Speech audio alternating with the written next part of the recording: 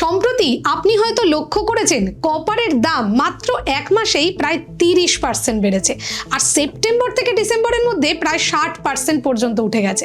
অনেকেরই প্রশ্ন, হঠাৎ কপার নিয়ে এত আলোচনা কেন?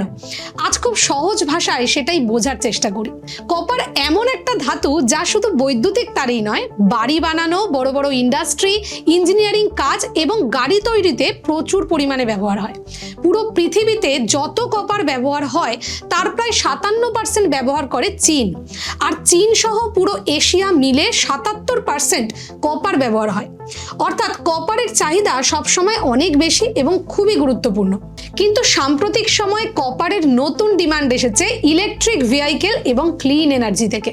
একটি সাধারণ পেট্রোল বা ডিজেল গাড়িতে যেখানে প্রায় 48 পাউন্ড কপার লাগে, সেখানে একটি ইলেকট্রিক ভেহিকেল বানাতে লাগে প্রায় 183 পাউন্ড কপার। মানে ইভিতে কপার লাগে প্রায় 4 গুণ বেশি।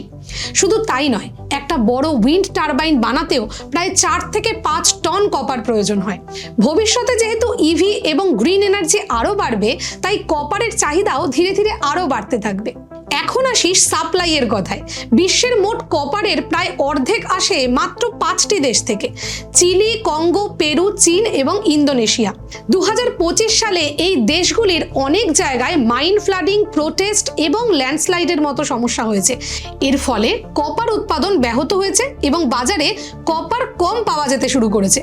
এখন প্রশ্ন আসতে পারে, কপারের ঘাটতি তো খুব বেশি নয়, তবুও দাম এত বেড়ে গেল কেন? কারণ হলো, কপার না পেলে ইলেকট্রিক ভেহিকেল ফ্যাক্টরি বা পাওয়ার প্রজেক্টগুলি পুরোপুরি বন্ধ হয়ে যেতে পারে। তাই কোম্পানিগুলো কপার পাওয়ার জন্য যে দামে হোক কিনতে তারা রাজি হয়ে যাচ্ছে। এই কারণেই অল্প ঘাটতিতেও কপারের দামে বড়সড় জাম্প এনে দিচ্ছে।